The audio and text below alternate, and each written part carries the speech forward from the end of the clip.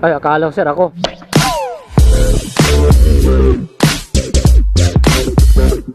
Yun mga ka-obs, no? Yung dumadaan dito sa Commonwealth Avenue, ingat po kayo, no? Minsan biglaan sila ditong namamara. Kaya ingat po kayo dito, no mga ka-obs. So, ang daming nahuli. Bigla sila nag-ooperation dito sa sa motorcycling. Ang daming nahuli, oh. Yan, dito lang yan. Paglagpas mo ng UP Tiknuhab, nandito sila nakapwesto. Kaya ingat po kayo, no, mga ka-obs na dumadaan dito sa Commonwealth. Mas maigi talagang dito lang kayo sa motorcycling para at least di kayo mapapahara nila, diba? Pag nahuli rin, malaking multa din yun. Mayroon pa dito mga ka-obs, dito sa May Luzon, sa ilalim ng tulay or ilalim ng flyover. Ang dami rin nahuli. Yun nga, operation pa rin sila, oh. Ayun mga ka-obs, ingat lang. Dumaan dito sa Commonwealth Avenue. Ayan, oh, nagumpukan na naman sila. Ayan, dito lang kayo dumaan sa motorcycle para di kayo mapapara nila.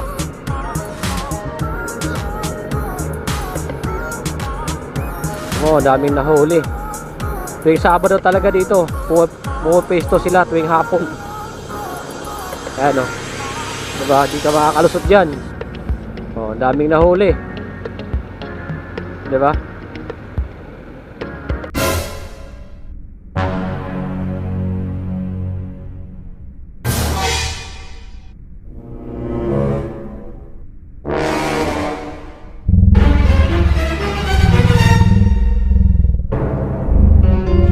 Putang ina mo, Ay, ginagawa akala mo. ko sir ako. Putang ina mo, Ay, akala ginagawa ko sir mo. ako. Nasa motorcycle ako eh. Kala ko ako, buong mali. Kala ko ako pinapare. Mali ka dun. Nakamotovlog pa naman ako. Ang galing! Ang galing! Kala ko ako yung pinapare. Oo. Kaya ingat talaga dyan. Akala ko nga. Oo.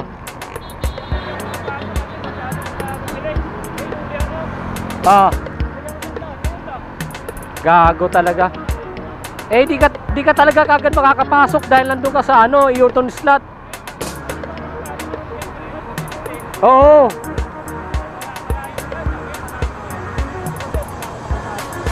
Walang konsiderasyon, di ba?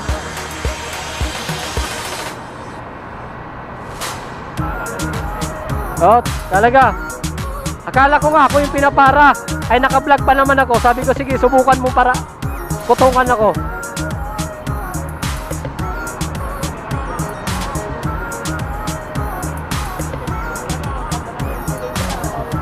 Kaya nga eh.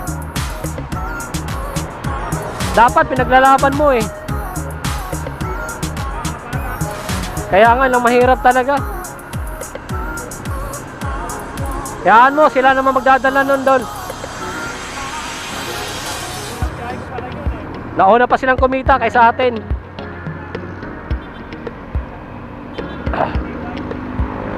Tibay ng mga sikmura. Diyan lagi sila nag-uumpukan tuwing hapon ng Sabado.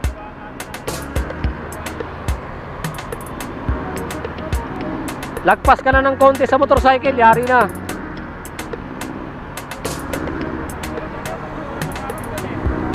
Ha?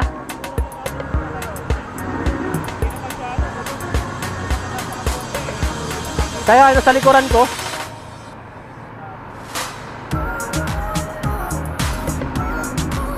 Titigas sa mga mukha eh. Ingat doon, ingat.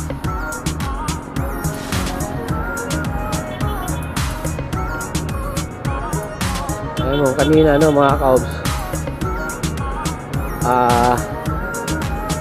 lumagpas na ng konti sa motorcycling yung sa likuran ko. Akala ko nga ako yung pinapara. Kasi nakaharap sa akin eh. Yung sa likuran ko kasi lumagpas lang ng ano, lumagpas lang ng konti doon sa motorcycle lane. Yun ang pinara. Yung kanina naman yung grab food, nanggaling ho siya sa U-turn slot, eh di kagad-agad siya nakapasok sa motorcycle lane. Siyempre mabibilis din yung mga sasakyan na 4 wheels na nanggagaling ho sa kanan. Yun, hinuli pa rin siya. Eh ang nangyayari, first booking pa lang daw niya, kaysa maabala, ayun, kutong ng 100. Diba? Yang hanay po ng MDA. Tingnan nyo po yung mga tauhan nyo. Kung gumagawa ba ng tama. Mga wala sa hulog, paano kayo hindi titirahin ng mga motorista? Mga wala kayo sa hulog. Wala kayong konsiderasyon, paano nga naman makakapasok yung tao? Yan, bibilis ng mga sasakyan, hindi ka kaagad makakapasok. Eh, ang sabi raw ng MDA sa kanya, ang haba ng tinakbo mo, di ka pa nakapasok. Ano ang magaling? Isusugal mo yung buhay mo para makapasok ka lang. Eh paano kung nabundol ka? O diba? O nasagi ka ng mga 4 wheels. Diba? Diyari ka. Kawawa. Ewan ko, sa akin yun nangyari. Tapos saka motovlog ako eh. Paglalaban ko talaga yun.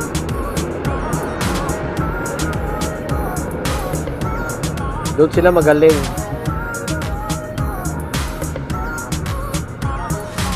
Yun, nagbabantay lang yun sila sa lumagpas sa motorcycle eh. Yun, dali ka na.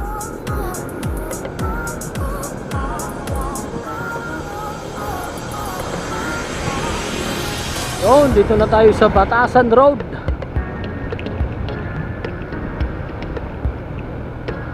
Yun lang, traffic.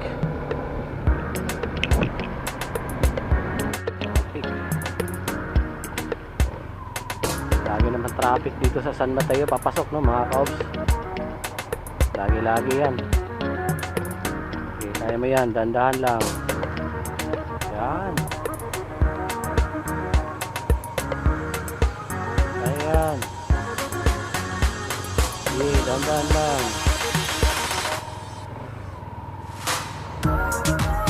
Kaya yan. Dandahan lang.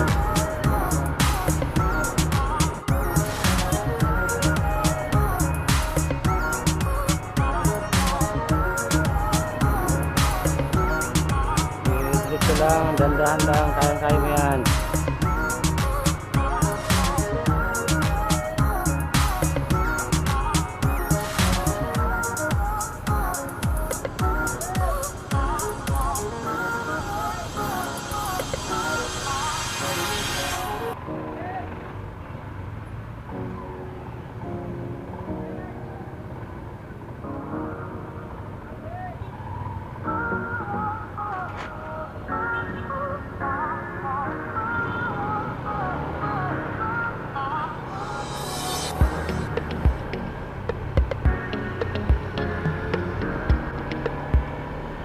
Yun, nandito na tayo sa bypass road dito sa San Mateo, no, mga kaops. Tagos pa ito sa may C6 papuntang Timberland.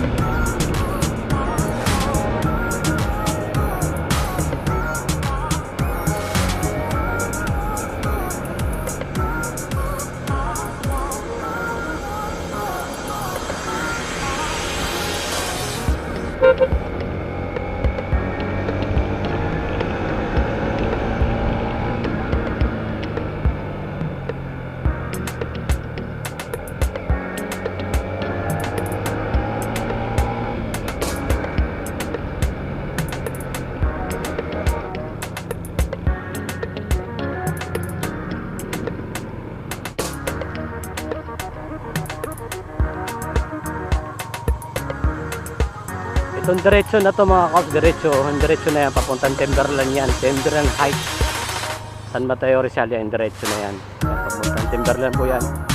Marami po yung nagbabike dyan tuwing umaga at hapon.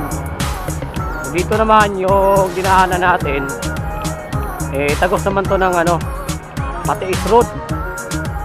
Itong dinaanan natin papunta sa amin yan, tagos po ito ng Patiis Road mga Kaobs. Yan. Ayan ang ng landfill ng San Mateo. Hindi ko alam kung ano yan. Basta lahat ng mga truck ng basura humihinto po dyan.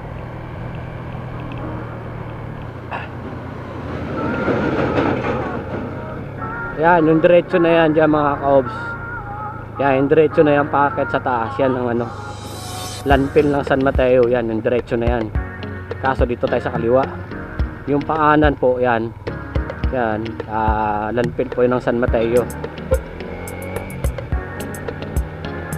Yan, dito sa kaliwa, ito yung tagos sa Patiis Road, no mga Kaobs. Yan, tagos to ng Patiis Road. Sama ng pakiramdam ko, no mga Kaobs, baka hindi tayo makapag-motovlog ngayon.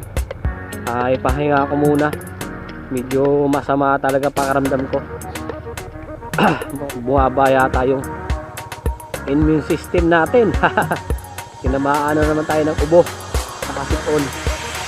Yan, yung diretso na to mga Kaobs. Yan, diretso to ng Patiis Road. Yan.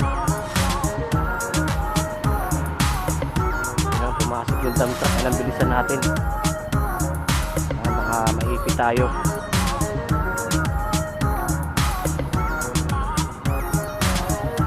Truck tayo. Ayun, diretso tayo.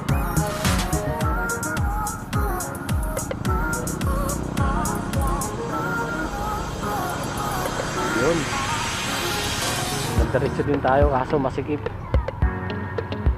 Yan, diretso yan ng Patiis Road, no mga Kaobs.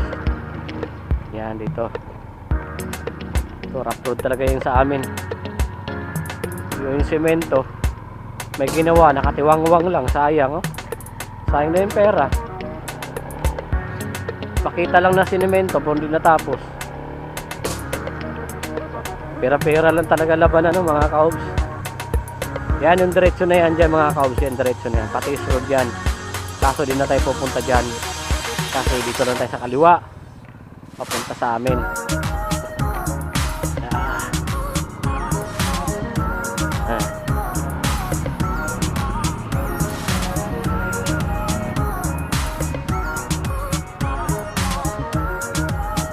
Boss, tawa ng tawa. Tuwa ka dyan sa usap mo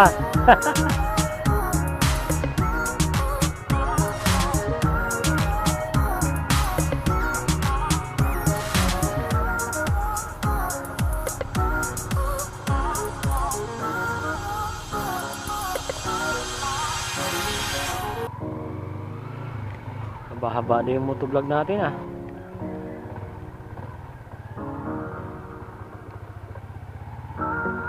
gagawin tong bahay na to.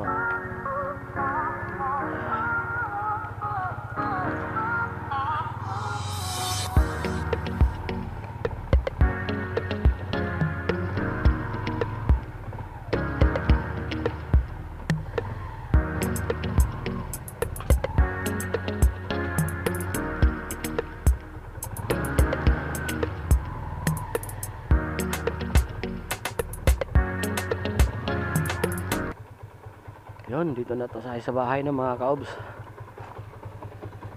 Yun, hanggang dito na lang yung vlog natin. Ewan ko lang kung gising pa yung anak ko.